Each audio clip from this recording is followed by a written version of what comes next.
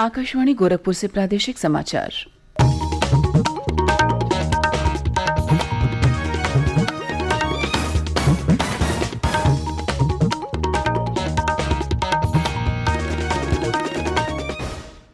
नमस्कार, समाचार बुलेटिन के साथ मैं शिवानी अरोरा। पहले मुख्य समाचार।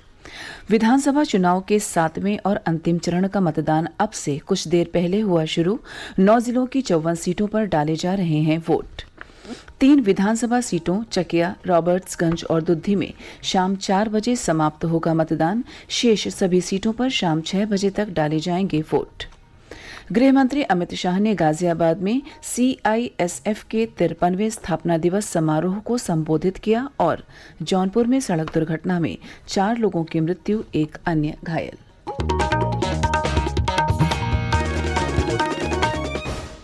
अब समाचार विस्तार से। प्रदेश में विधानसभा चुनाव के 7वें और अंतिम चरण का मतदान अब से कुछ देर पहले शुरू हो गया। इस चरण में 9 जिलों आजमगढ़, मऊ, जौनपुर, गाजीपुर, चंदौली, वाराणसी, मिर्जापुर, भदोही और सोनभद्र की 54 सीटों पर वोट डाले जा रहे हैं। इनमें 11 सीटें अनुसूचित जाति और 2 सीटें अनुसूचित जनजाति के लिए आरक्षित हैं। मतदान शाम 6 बजे तक चलेगा। वहीं 3 सीटों चंदौली की चकिया तथा सोनभद्र की रॉबर्ट्सगंज और दुद्धी में मतदान शाम 4 बजे समाप्त हो जाएगा। 7वें चरण में 613 उम्मीदवार चुनाव मैदान में हैं, जिनमें 75 महिला प्रत्याशी हैं। 2 करोड़ 5 लाख से अधिक मतदाता अपने मताधिकार का प्रयोग करेंगे। इस चरण में 12,000 से अधिक मतदान केंद्रों और 23,500 से अधिक पोलिंग बूथों पर मतदान जारी है। मतदान प्रक्रिया को पारदर्शी बनाने के लिए हर जिले के 50% पोलिंग बूथों पर लाइव वेबकास्टिंग की व्यवस्था की गई है। मुख्य निर्वाचन अधिकारी अजय कुमार शुक्ला ने सभी मतदाताओं से अपने मताधिकार का प्रयोग करने की अपील की है।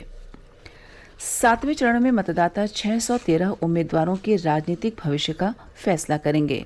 इनमें प्रदेश सरकार के मंत्री नीलकंठ तिवारी, अनिल राजभर, रविंद्र जायसवाल, गिरीश यादव, रमाशंकर सिंह पटेल, संगीता बलवंत, पूर्व मंत्री दुर्गा प्रसाद यादव, शैलेंद्र यादव ललई, ओम प्रकाश सिंह, सुरेंद्र पटेल, भाजपा छोड़कर सपा में शामिल हुए पूर्व मंत्री दारा सिंह चौहान, सुबह सपा अध्यक्ष ओम प्रकाश राजभर, कांग्रेस के अजय राय और जदयू के प्रत्याशी धनंजय सिंह भी शामिल हैं। और आइए अब चलते हैं मिर्जापुर, जहां शांतिपूर्ण मतदान जारी है। मिर्जापुर में अब से थोड़ी देर पहले मतदान प्रारंभ हो चुका है। इस समय मैं मिर्जापुर नगर विधानसभा के मतदान केंद्र सेंट मैरी इंटर कॉलेज पर मौजूद हूँ। यहाँ मतदान प्रक्रिया चल रही है। लोग बूथों के सामने कतारबद्ध होकर अपनी बारी का इंतजार कर रहे हैं। इस समय मतदान करने के लिए काफी संख्या में महिलाएं मतदेय स्थल पर मौजूद हैं। मतदान केंद्र को आकर्षक ढंग से सजाया गया है।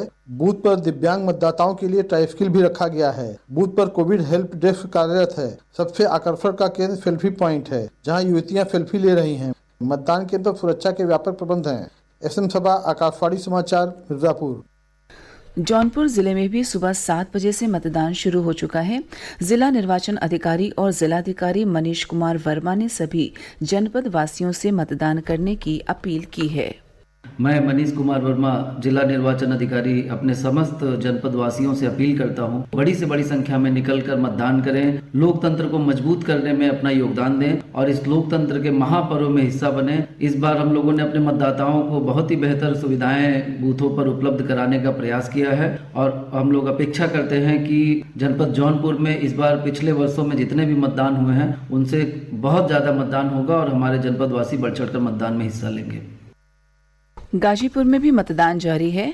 जिला निर्वाचन अधिकारी और जिलाधिकारी मंगला प्रसाद सिंह ने बताया कि मतदान केंद्रों पर मतदाताओं की सुविधा के लिए सभी इंतजाम किए गए हैं। उन्होंने मतदाताओं से बड़ी संख्या में मतदान करने की अपील की है। जनपद में 7 विधानसभाएं हैं। हर विधानसभा में दिव्यांगजन मतदाताओं के लिए हमने एक पोलिंग सेंटर समर्पित किया है। 2 सखी बूथ के रूप में आइडेंटिफाई किया गया है, जिसे आप पिंक बूथ भी कह सकते हैं। और इसके अलावा हमने 235 मॉडल बूथ के रूप में हम लोगों ने डेवलप किया है। हम लोगों का प्रयास ये है कि 100% मतदान हो। जो भी वोटर्स हैं मतदान तक आए, उन्हें किसी प्रकार की कोई असुविधा न हो। मैं जनपद के सभी मतदाताओं से अपील करता हूँ, अनुरोध करता हूँ, निष्पक्ष और निर्भीक होकर के शांतिपूर्ण वातावरण में आए और अपना मतदान करें। उन्हें किसी भी प्रकार की कोई सुविधा हम नहीं होने देंगे। प्रादेशिक समाचार आप आकाशवाणी गोरखपुर से सुन रहे हैं। यह समाचार बुलेटिन हमारे YouTube channel AIR news Gorakhpur और ट्विटर हैंडल AIR_GKP पर भी उपलब्ध है। प्रधानमंत्री नरेंद्र मोदी आज जन औषधि दिवस के अवसर पर प्रधानमंत्री भारतीय जन औषधि परियोजना के लाभार्थियों और जन औषधि केंद्रों के मालिकों के साथ बातचीत करेंगे। रसायन और उर्वरक मंत्री डॉक्टर मनसुख मांडविया ने बताया कि प्रधानमंत्री दोपहर 12:30 बजे उनसे बातचीत करेंगे। गृहमंत्री अमित शाह ने कोरोना काल में केंद्रीय औद्योगिक सुरक्षा बल CISF के योगदान की सराहना की है। बल के 53वें स्थापना दिवस समारोह में कल गाजियाबाद में श्री शाह ने कहा कि बल के जवानों ने विदेश से लौट रहे भारतीयों की उचित देखभाल की है।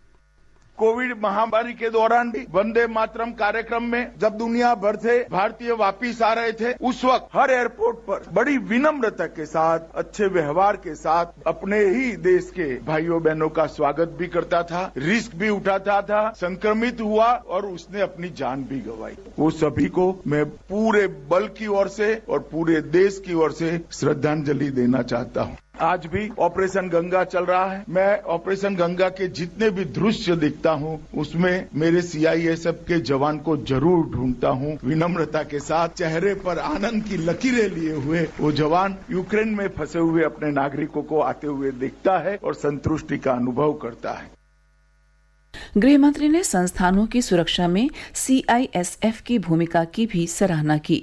उन्होंने कहा कि बल की सेवा के बिना देश की $5 ट्रिलियन की अर्थव्यवस्था संभव नहीं होगी। श्री शाह ने बल के कर्मियों को सराहनीय सेवा के लिए राष्ट्रपति के पुलिस पदक से भी सम्मानित किया।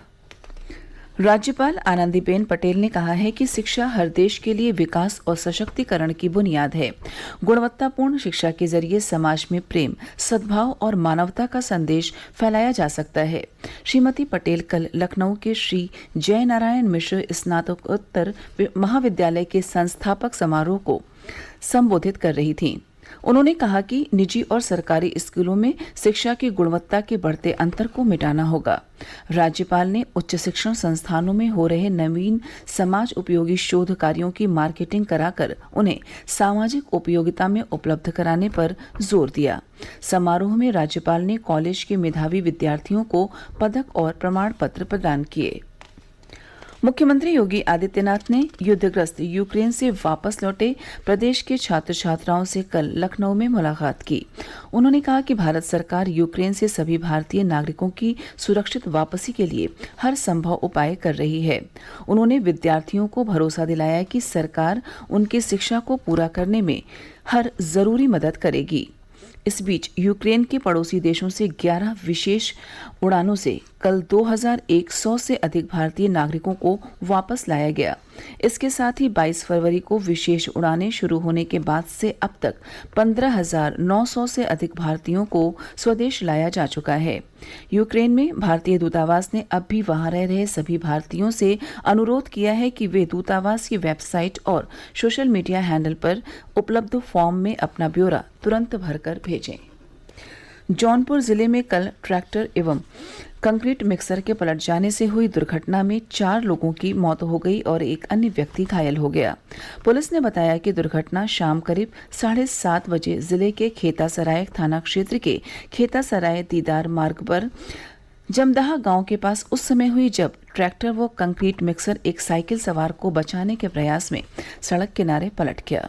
दुर्घटना में साइकिल सवार और ट्रैक्टर पर बैठे 3 मजदूरों की मौके पर ही मृत्यु हो गई। पीलीभीत टाइगर रिजर्व में आज से तृणभोजी यानी घास खाने वाले वन्य जीवों की गणना की जाएगी। उप निदेशक संजीव खंडेलवाल ने बताया कि इसकी सभी तैयारियां पूरी कर ली गई हैं। उन्होंने कहा कि जंगल में 2 से 2.5 किलोमीटर की दूरी पर ट्रांजिट लाइनें तैयार की गई हैं। इन ट्रांजिट लाइनों पर चलकर कर्मचारी गणना का कार्य पूरा करेंगे। और अंत में इस बुलेटिन के मुख्य समाचार एक बार फिर। विधानसभा चुनाव के 7वें और अंतिम चरण का मतदान अब से कुछ देर पहले हुआ शुरू। 9 जिलों की 54 सीटों पर डाले जा रहे हैं वोट। 3 विधानसभा सीटों चकिया, रॉबर्ट्सगंज और दुद्धी में शाम 4 बजे समाप्त होगा मतदान। शेष सभी सीटों पर शाम 6 बजे तक डाले जाएंगे वोट। गृह मंत्री अमित शाह ने गाजियाबाद में CISF के 53वें स्थापना दिवस समारोह को संबोधित किया और जौनपुर में सड़क दुर्घटना में 4 लोगों की मृत्यु, 1 अन्य घायल। इसी के साथ प्रादेशिक समाचार समाप्त हुए। नमस्कार।